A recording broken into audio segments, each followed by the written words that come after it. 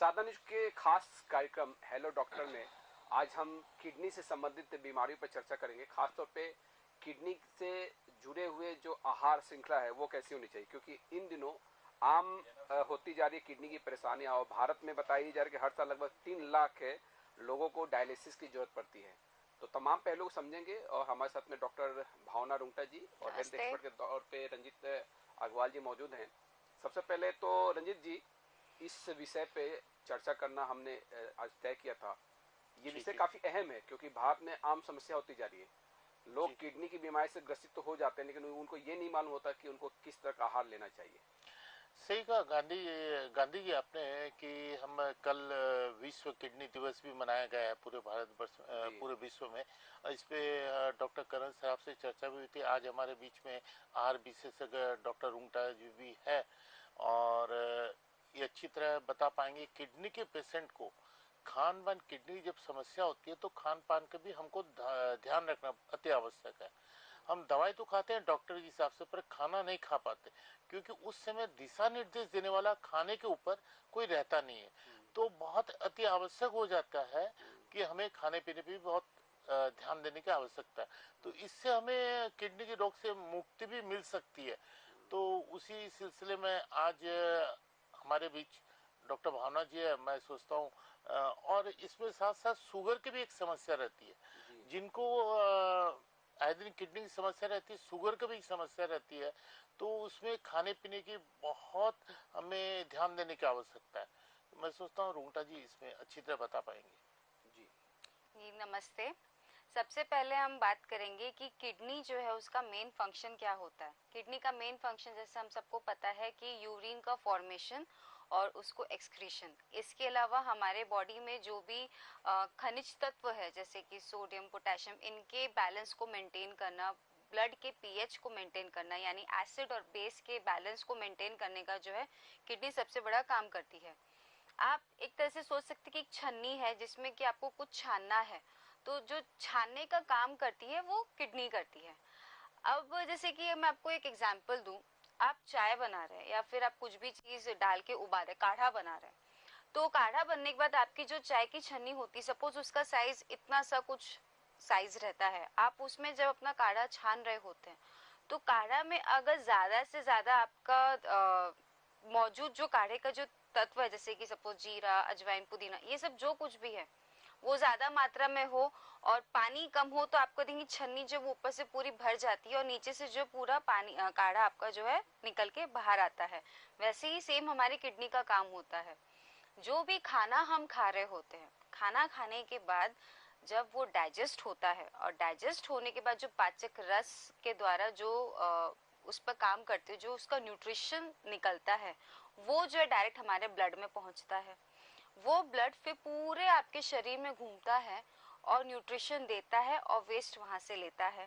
जब वो वेस्ट लेता है और किडनी की तरफ जाता है तो किडनी को लगता है ओके समथिंग इज कमिंग और मुझे उसे छानना है।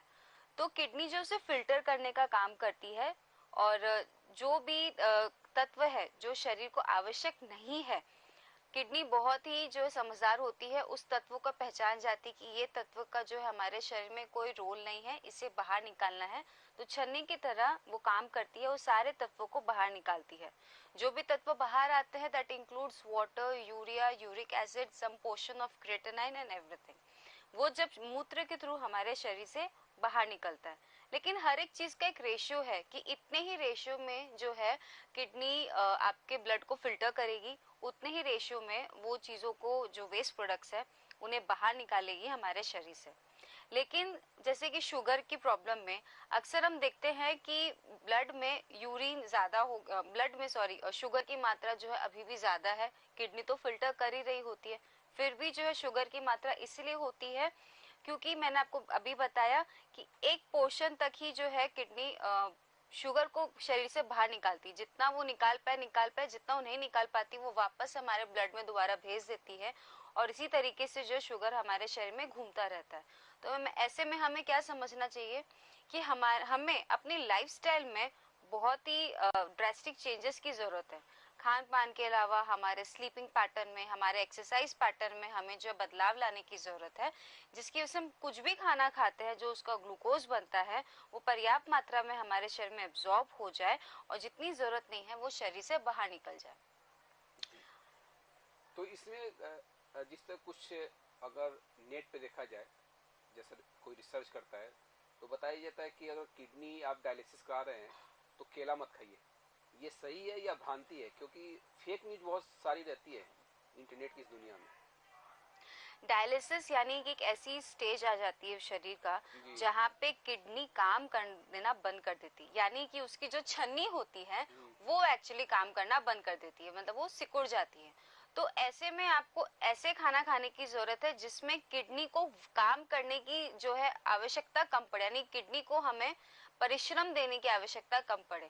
तो ऐसे में केले या ऐसे फ्रूट्स जो कि बहुत मीठे और जो हैवी में आते हैं, जैसे कि it's not only banana but it's even chikoo और मस्क मेलन या खजूर हो गया, अंजीर हो गया, ऐसे जो ठोस फ्रूट्स हैं इन्हें ज्यादा से ज्यादा हमें कुछ समय के लिए, थोड़े टाइम के लिए अवॉइड करना ज्यादा जरूरी है, क्योंकि ये खाने से डाइजेशन पर भी इफेक्ट पड़ता है और उसके अलावा अगर उसका कोई जो पाचक रस पे इफेक्ट करने के बाद जो न्यूट्रिशन ब्लड में आता है वो उसका कंसिस्टेंसी इस तरह से बढ़ जाता है कि किडनी को दिक्कत होती है। तो कुछ टाइम के लिए, I won't say for ever, but कुछ टाइम के लिए आपको अगर उससे रोकना पड़े तो कोई गलत नहीं है। ऐसे में आप ऐसे फ्रूट्स या ऐसे वेजिटेबल्स खा सकते हैं जिनमें प्रोटीन की मात्रा जो है इतनी हो कि बॉडी उसे पचा सके, उसमें हाई एनर्जी हो और फैट ऐसी मात्रा में हो कि शरीर को एनर्जी भी मिले और किडनी पर असर कम पड़े। ऐसे में आप देखा जाए तो इस तरह के फ्रूट्स खा सकते हैं जैसे कि टमाटर या फिर संतरा, वेजिटेबल्स में जैसे कि कैरेट, पत्ता गोभी, कैप्सिकम, ब्रोकली और आपके ये सारी चीजें हो गई, और स्प्राउट्स जैसी चीजें। तो इन्हें जो है आप हल्का सा बॉईल करके या फिर स्टीम करके खाएं, अच्छे से चबा चबा कर खाएं। जब आप खाना अच्छे से चबा कर खाते हैं तो पाचक रस जो है उस पर काम करता है, तो बहुत इफेक्टिवली काम करता है और ब्लड जो है जिस तरह का बनता है तो किडनी के लिए बहुत ही आसान हो जाता है उसे फिल्टर करना जी, या फिर डायलिसिस के दौरान जब कर नहीं पाते। डॉक्टर रुंगटा जी, कुदरत की एक ऐसी मतलब माया है कि हर सीजन में कोई ना कोई फल का नियम रहता है। अभी जैसे अंगूर का सीजन आ गया, गर्मी में आम का सीजन आ गया तो आम फल मिलते हैं। तो आजकल देखा है कि 12 महीना ही हर फल आपको प्राप्त हो जाते हैं, तो उसमें कहीं ना कहीं केमिकल लगाया जाता है, केमिकल के माध्यम से उनको रखा जाता है ताकि 12 महीना उसका सही तरीके से रखा जाए और हम उसका सेवन कर सके। तो कहीं ना कहीं ये किडनी पे इस पे कोई असर पड़ता होगा? बिल्कुल पड़ता है। जैसे मैंने आपको पहले ही कहा कि हम जो भी खाना खा रहे हैं पाचन होने के बाद जो उसका न्यूट्रिशन है वो ब्लड में मिलता है और वो ब्लड जो है पूरे शरीर में घूम आखिर में जाता है तो किडनी पे ही है, किडनी उसे फिल्टर करती है।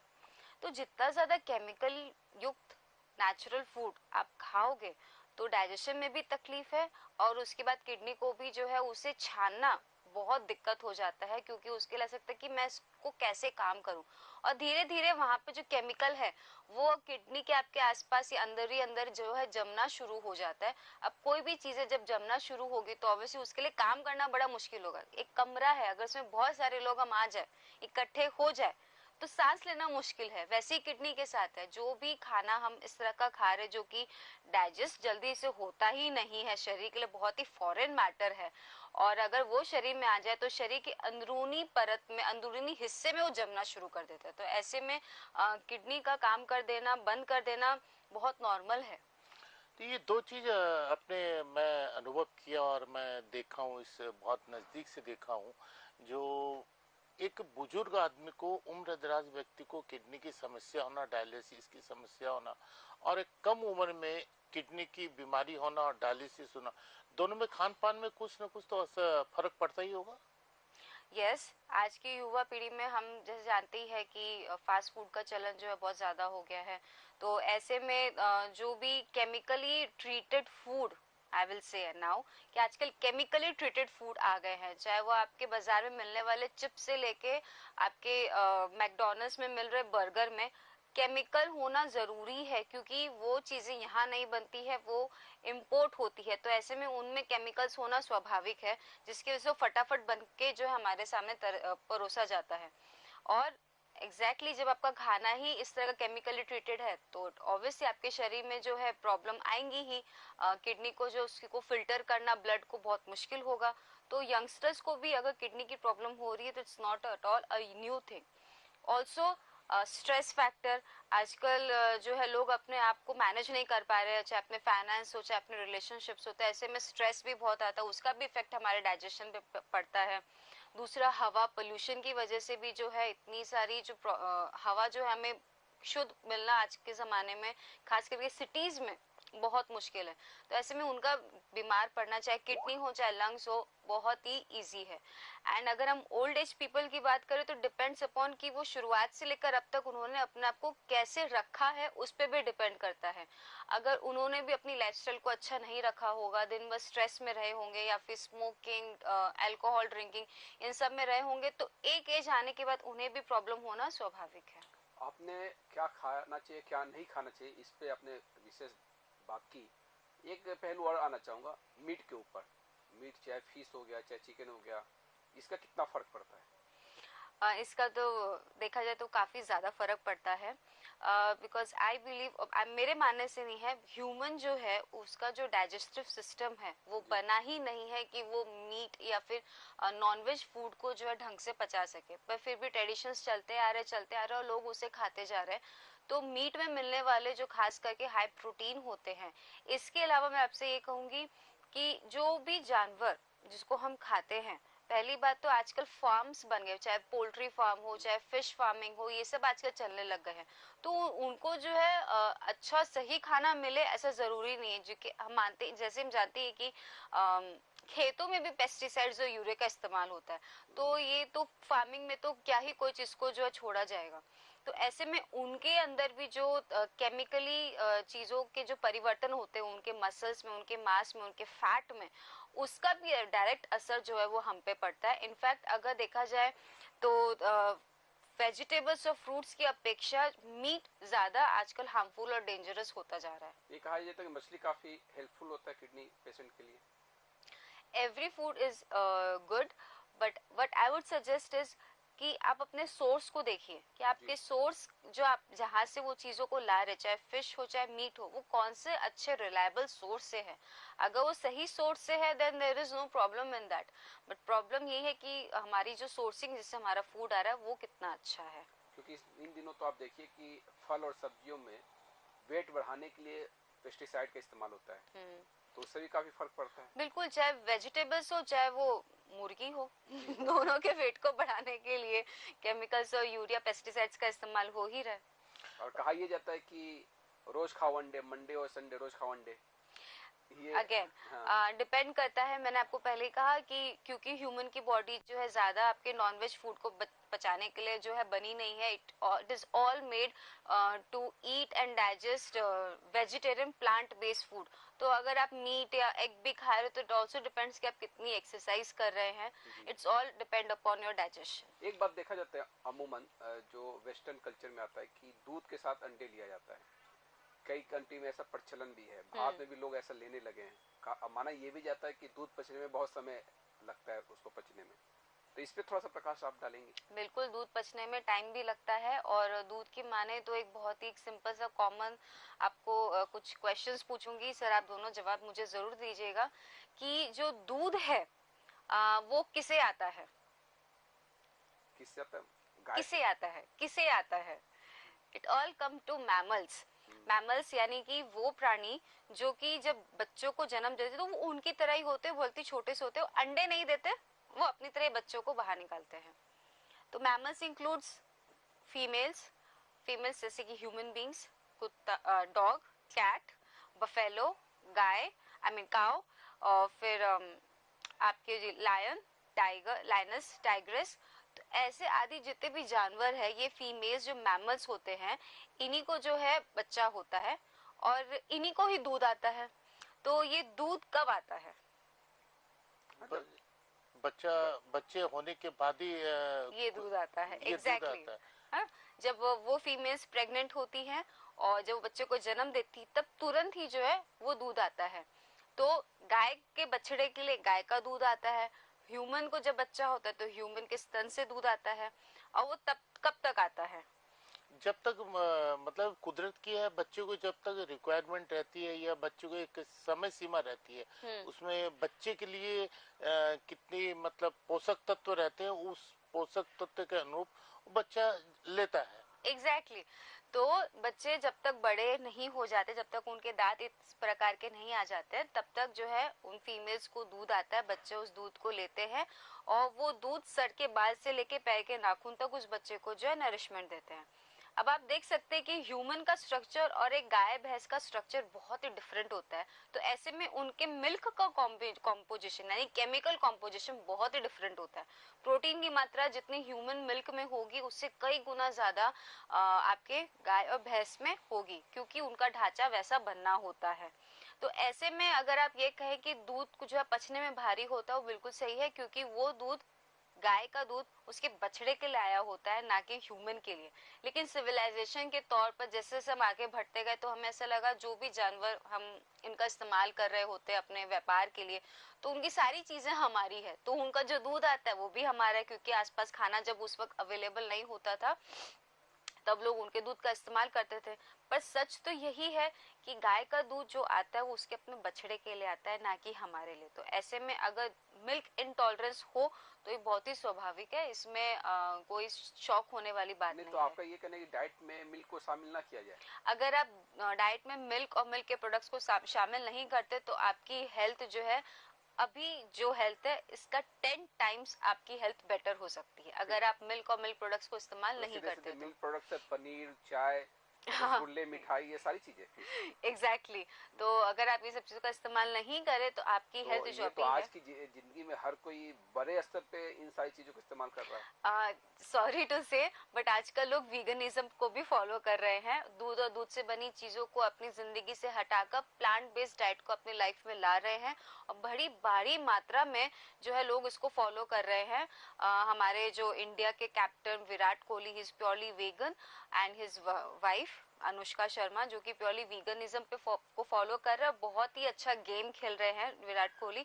तो ऐसे करके बहुत सारे एथलीट्स हैं, बहुत सारे आम जनता में भी लोग हैं जो वीगनिज्म को फॉलो कर रहे हैं और इस चीज के महत्व को समझ रहे हैं। मतलब इससे किडनी आपकी अच्छी रहेगी ऐसा कहना है, और बाकी ऑर्गन भी? यस, अगर आप दूध और दूध से बनी चीजों का कम से कम या नहीं के बराबर इस्तेमाल करो, प्लांट बेस्ड डाइट पर सही तरीके से उसे खाए, तो आपकी किडनी के सारे ऑर्गन्स हेल्दी रहेंगे। रंजीत जी, एक नई बहस शुरू हो चुकी है यहाँ पे। नहीं, ये सोचने की आवश्यकता है क्योंकि अनुभव मैं इस चीज का कर रहा हूँ कि भारत एक ऐसा देश है जिसमें हर राज्य में हर एक जो रहन सहन है, कल्चर है खान पान का, सब राज्यों का अलग है। साउथ में जाएंगे अलग, पंजाब में जाएंगे अलग, आसाम में जाएंगे अलग, मध्य प्रदेश में जाएंगे, छत्तीसगढ़ में जाएंगे। तो मैं ये सोच रहा हूँ, जब मैडम बोल रही थी तो पंजाब में ज्यादातर चाय पीते हैं खाना खाने के बाद, और वो भी गाढ़ी चाय। और दूध के प्रोडक्ट ज्यादा लेते हैं वो लोग। दूध का प्रोडक्ट ज्यादा लेते हैं, लस्सी ज्यादा लेते हैं। तो कहीं कट्टे भी होते हैं, उम्र भी ज्यादा होती है। तो कहीं मैं सोच रहा हूँ जो परिपाटी चलती आई उसी हिसाब से उस कल्चर, उस इंसान को वो परिपाटी में शामिल हो गए और रहन सहन, खान पान, शरीर का ढांचा भी उसी तरह बन चुका है। अब उस चीज से वो निकल नहीं पा रहे हैं। तो कहीं ना कहीं ये फर्क तो पड़ता ही है। हम अगर नॉर्थ ईस्ट रीजन के देखें तो उधर दूध का कल्चर कम है, चाय का ज्यादा है। आजकल ये भी देखा गया बगैर दूध की चाय भी पीने लग गए हैं, बगैर शक्कर की भी चाय पीने लग गया है। तो मैं इसमें एक चीज और जोड़ना चाहता हूँ मैडम, कि शक्कर आजकल डॉक्टर बोलते हैं शक्कर हमको नहीं लेनी चाहिए, शुगर की बीमारी। इसके बदले हमें बाजार में जो टेबलेट नुमा जो शक्कर मिलती है उसका हम इस्तेमाल करते हैं चाय के साथ, दूध के साथ, मीठा, आजकल मिठाई में भी आने लगी है। तो कहीं ना कहीं दूध के साथ वो शक्कर वाली जो टेबलेट है वो कितना नुकसान करती है? वो बहुत ज्यादा नुकसान करती है, वो तो हाईली केमिकली ट्रीटेड होती है, इससे अच्छा तो आप चीनी ही खा लें तो ज्यादा बेहतर है। क्योंकि डायबिटीज का संबंध मीठा से नहीं है, डायबिटीज का संबंध है आपके पाचन क्रिया से। आपके पाचन सिस्टम कितनी ज्यादा मजबूत है, आपका पैंक्रियास कितना अच्छे से काम कर रहा है और आपका डाइजेशन कितना मजबूत है, उस पर निर्भर करता है कि आप डायबिटिक हो कि नहीं हो।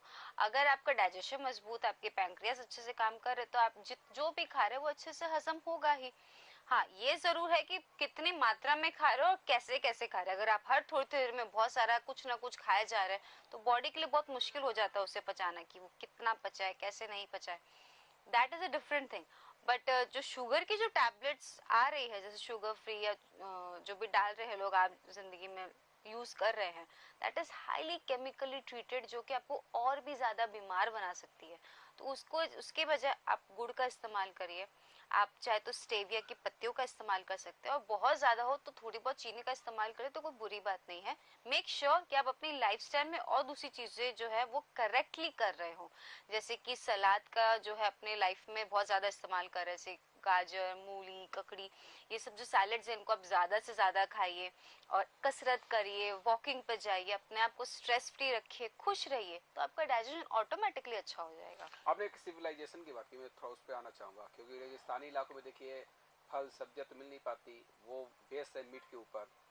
ऐसे बहुत सारे इलाके हैं जो सी कोस्टल इलाके हैं, जैसे जापान, बाकी आप देखिए कि श्रीलंका के आसपास के क्षेत्र हैं, साउथ वेस्ट के जो कंट्रियां हैं, वहाँ पे तो सी फूड पे ही ज़्यादा डिपेंडेंसी है। और वहाँ आप हैप्पी इंडेक्स देखिए, चाहे वहाँ की लाइफ सर्कल भी देखिए ज़्यादा होती है, जैसे जापान के लोग ज़्यादा दिन जीते हैं।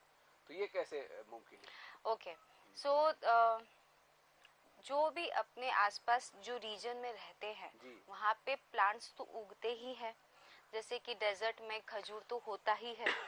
तो जो लोग की अपनी फूड प्रेफरेंस थी, अगर जिस एरिया में वो रहकर अगर वो सपोज मछली भी खा रहे हैं तो वो सीधा जाते हैं उस पानी के आसपास में, तुरंत ताजी मछली पकड़े और खाए, इस तरह का कल्चर है। या फिर उसे रोस्ट करके खाते हैं। और उसके आसपास में भी जो भी प्लांट बेस्ड मटेरियल, फ्रूट्स उन्हें मिलते हैं या फ्लावर मिलते हैं, पीपल ईट इवन दैट। जहाँ तक बात रही लॉन्गिटिविटी की, लोग ज्यादा जीते से, जापान के लोग ज्यादा जी रहे तो उस जगह के लोग ज्यादा जी रहे, सिर्फ फूड ही नहीं, इसके अलावा कल्चर पे भी डिपेंड करता है कि वहाँ के लोग अपने आप को मेंटली तौर पर कितना खुश रख रहे हैं, कितना फिजिकल वर्क कर रहे हैं, उनके आसपास जो है टेक्नोलॉजी के माध्यम से वो जी रहे हैं, या फिर वो फिजिकली मेहनत ज्यादा करके काम कर रहे हैं, और अपनी लाइफस्टाइल में जैसे कि सोशल होना, और अपने फूड को मॉडरेट तौर पे खाना, अपने घर में लाइफस्टाइल से फर्नीचर वगैरह के आप कैसे रख रहे हो, तो वो बहुत सारे फैक्टर्स जो है मायने रखते हैं लॉन्गिटिविटी के लिए। It's not only food. And yes, eat local and go global जो है, जो स्लोगन है, ये बहुत ही करेक्ट है कि आप जहाँ रह रहे हो वहाँ के फूड आप ज्यादा से ज्यादा खाते हो, चाहे वेज हो या नॉन वेज हो, it will always keep you healthy. एक अहम बिंदु पे आना चाहूँगा कि इन दिनों आप देखिए कि गेहूँ पिसाने लोग जाते हैं आटे के लिए, तो उसमें चना मिलाया जा रहा है, कि मोटे अनाज की बहुत बात हो रही है, मिलेट्स पे बहुत चर्चा चल रही है। तो मिलेट्स कितना फायदेमंद है, और जो मैदा युक्त जो सामग्री है उससे कितना बचा जाना चाहिए?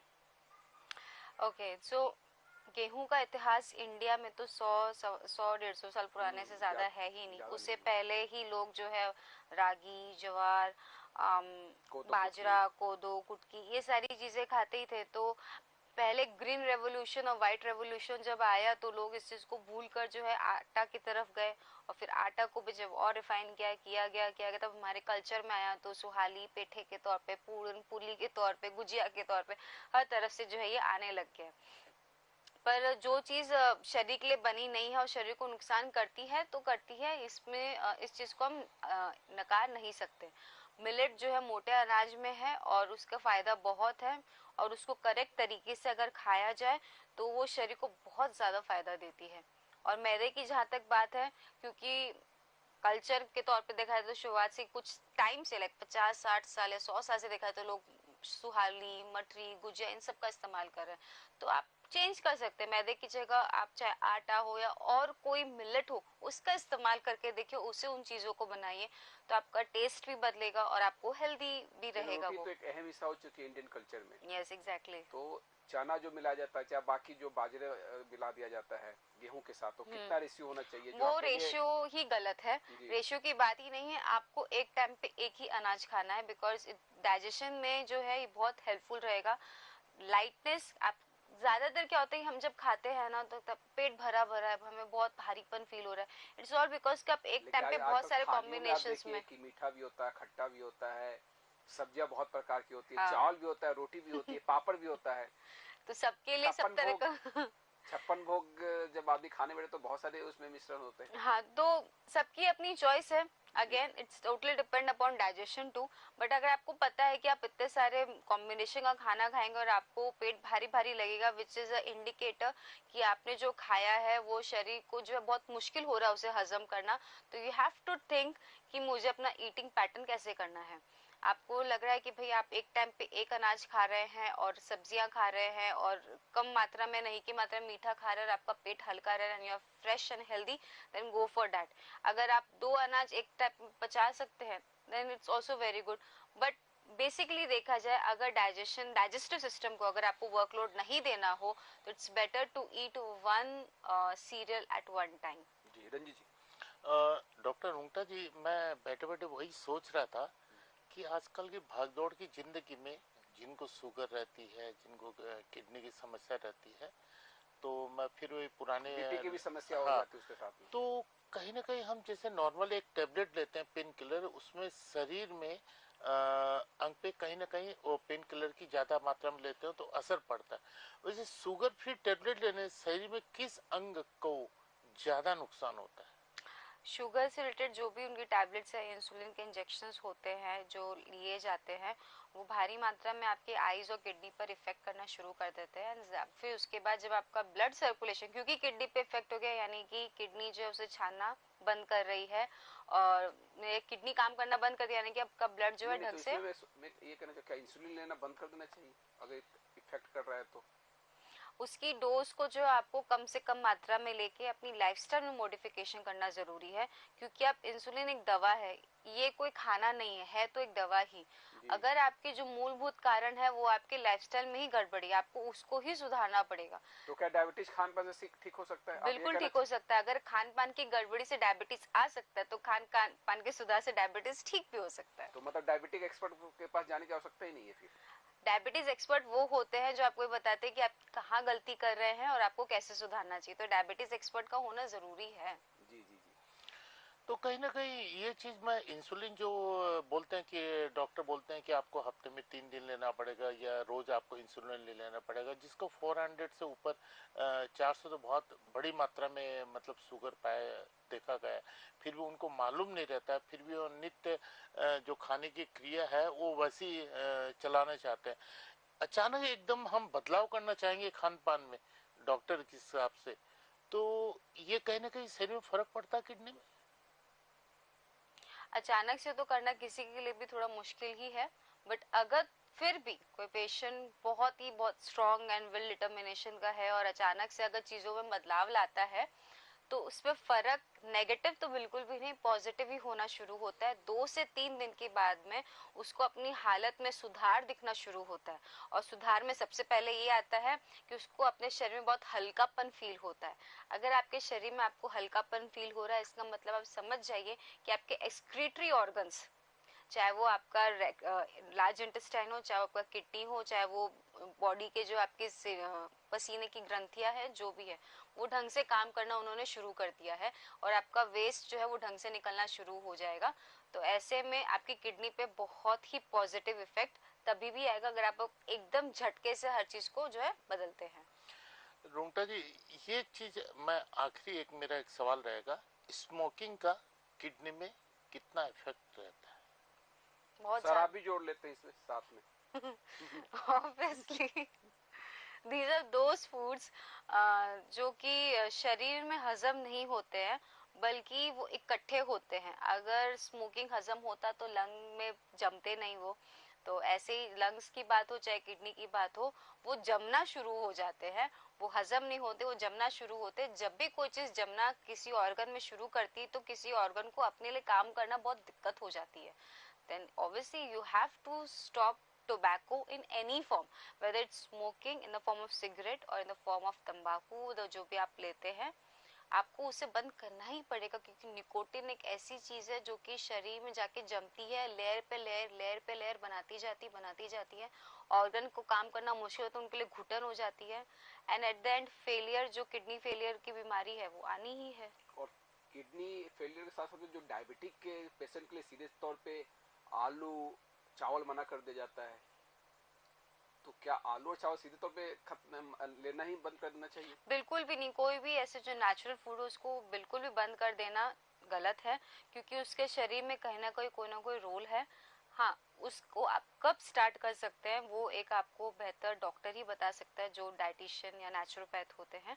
आप उनके पास जब जाते हैं तब वो आपके शरीर को समझ के उस टाइप के फूड को सिलेक्ट करते हैं आपके लिए और बताते हैं कि अभी आप इस फूड से शुरू करिए, ये एक्सरसाइज शुरू करिए, और धीरे धीरे जब आपके शरीर की कैपेसिटी इम्प्रूव हो जाती है तब ऐसे ठोस आहार यानी कि जो हैवी है, आलू है, चावल है, बनाना है, चीकू है, वो धीरे धीरे आपके डाइट में इंक्लूड करते हैं। उनको करना भी चाहिए, क्योंकि ये कुदरती तौर पे खाने हैं, इनको जीवन भर आप बंद करना बहुत ही अच्छी बात नहीं है। कहीं मैं स्टडी कर रहा था, उसमें एक बात का उल्लेख था कि जिन प्रोडक्ट से शराब बनाए जाते हैं वैसे प्रोडक्ट का सेवन बंद कर देना चाहिए डायबिटिक के मामले में। ऐसा है क्या? जैसे अंगूर हो गया, चावल हो गया, जिससे शराब बनाया जाता है। नहीं, प्रोसेसिंग की अगर कोई फूड का प्रोसेसिंग अगर दूसरे तरीके से हो रहा है, इसका मतलब ये नहीं कि वो फूड गुनहगार है। फूड का इस पे कोई तो रोल नहीं है, वो कुछ भी आप निकाल सकते हैं, बट उसमें फूड की कोई गलती नहीं, उसमें एप्पल की या अंगूर की या चावल की कोई गलती नहीं, अगर उसको आप दूसरे तरीके से उसका इस्तेमाल कर रहे हैं। वो आपको इस्तेमाल करना ही बंद करना पड़ेगा उसको। वैसे अगर आपको बंद करना ही है तो उन फैक्ट्रीज को बंद करिए जो इस चीजों को बना रहे हैं। कुदरत ने जो चीज आपके लिए बनाया उसको जो है दोष देकर क्यों कर रहा है? जैसे कि आज के जमाने में लोग कह ही रहे कि सप्लीमेंट ज्यादा खाइए, क्योंकि फूड में जो है आजकल खेती में पेस्टिसाइड जो यूरिया का इस्तेमाल हो रहा है, तो जो आपके सप्लीमेंट्स बन रहे तो वो कौन से अच्छे, वो भी तो लेबोरेटरी में बहुत सारे केमिकल्स को यूज करके बना जा रहा है, जो कि 1% भी कहीं पर भी एक एप्पल के तुलना में नहीं है वो। तो आपको बंद करना है तो आपको यूरिया पेस्टिसाइड्स का इस्तेमाल करना बंद करना पड़ेगा, ना कि आप फूड को ही बंद कर दो। और इसीलिए आज ब्राउन राइस की बात कही जा रही है, तो उसमें भी तो केमिकल का इस्तेमाल रहता है, कलर जो कर दिए जाते हैं कई राइस तो exactly what I have told you before also कि यू हैव टू सी कि आप जो फूड खरीद रहे हो वो आपका सोर्स क्या है। अगर आप जो भी फूड आप ले रहे हो, जैसे चावल है, चावल जो है जिस रूप में वो कुदरती तौर पे बाहर निकल रहा है, आपको उसको जानना पड़ेगा कौन सा चावल किस रूप में बाहर निकलता है और वो चावल आपको कहाँ से मिलेगा। आजकल देखा जाए तो बहुत सारे ऐसे फार्मर्स है या फिर लोग हैं जो जुड़ रहे हैं फार्मर से डायरेक्टली, और उनसे जो है राइस मिल में जाने से पहले वो धान को खरीदते हैं, उन्हें ट्रेडिशनल तरीके से कूटा जाता है और लिटरली लोग उसे अब पैकेट में बना पैक करके बेचना शुरू करें। स्मॉल स्केल पर आजकल ये सारे काम शुरू हो गए हैं। नॉट अप टू यू कि आप उसको कैसे सोर्स आउट करते हो, ऐसे लोगों को ढूंढते हो और अपने लिए अच्छा खाना खरीदते हो। चलिए, बहुत सारी बातें हुई, कुछ चलते चलते कुछ अहम बात आप जो कहना चाहेंगे इस कार्यक्रम के जरिए? So March is a kidney awareness month और आपको अपनी किडनी का ख्याल रखना बहुत ज़्यादा ज़रूरी है। जैसे कि आप अपने बाकी ऑर्गन्स का ध्यान रखते हैं, किडनी का भी ध्यान रखना उतना ही ज़रूरी है। And everything is one, body जो वो एक है, कोई अलग अलग नहीं है। तो अगर आप अपने खान पान को सही नहीं रखते हैं, इसका भी इफेक्ट आपकी किडनी पर आता है। पानी जो है पीना जरूरी है, पर पानी को खाना भी उतना जरूरी है। Just like a watermelon, cucumber, जिनमें बहुत सारा पानी होता है। कृपया ऐसे फूड को खाएं, अपने शरीर में अच्छी मात्रा में मिनरल्स एंड विटामिन को लाइए, और किडनी पर ऐसे खाना ना खाइए जिससे किडनी पर ज्यादा लोड पड़े। चलिए, थैंक यू। तो तमाम पहलू पे चर्चा करने के लिए डॉक्टर भावना रुंगटा जी आपका और अजीत अग्रवाल जी आपका बहुत बहुत धन्यवाद। सावधान न्यूज़ पे खबरों का सिलसिला जारी रहेगा। Back to studio.